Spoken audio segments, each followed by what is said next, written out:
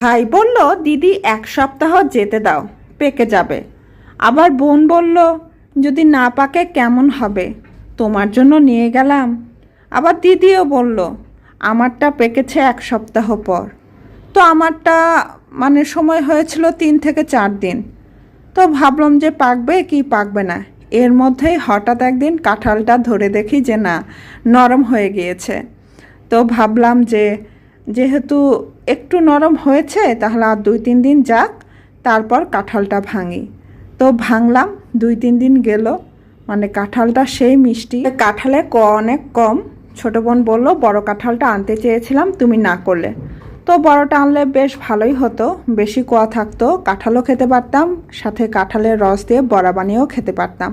কিন্তু আমি ভাবলাম যে এত বড় কাঁঠাল আনলে কে খাবে, আমরা তো আসলে ওইভাবে কাঁঠাল খাই না। বা 2জন মানুষ যে কাঁচা কাঁঠাল আনবে, যদি না পাকে ওরা থাকলে সবাই মিলে খেতাম তাহলে এক কথা। তো কাঁচা কাঁঠাল পাকবে, ওই সময় পর্যন্ত ওরা থাকবে না, 2জনে খেতে পারবো কি না। যাই হোক, আমাদের গাছের কাঁঠাল পেকেছিল। তো ফার্স্ট টাইম খেলাম। 2-3 বছর ধরে আমাদের গাছে কাঁঠাল ধরে। এর আগে তো অনেক কাঁঠাল গাছ ছিল, কিন্তু ওগুলো সব এখন আর নেই, একটাও নেই। তো এর আগের বার দিদির বাড়ি পাঠানো হয়েছিল, আরো অনেক কিছু এখানে এসেছিল যেগুলো আমি ভিডিও করে রাখিনি। ওরা এসেছিল, ওদের সাথে গল্প, বাপির সাথে তো এবার অনেক গল্প করেছি, আর ছোট বোনের সাথে তো রাতে গল্প করেছি। দেশি খেজুর, জাম, চিড়া, খুদের চাল, আম, চিনি, দই, মিষ্টি, আরও অনেক কিছু। তবে বেশি কাজে লেগেছে আমার পাটায় তো বিভিন্ন ধরনের ভর্তা বেটে বানিয়ে খেতে পারবো।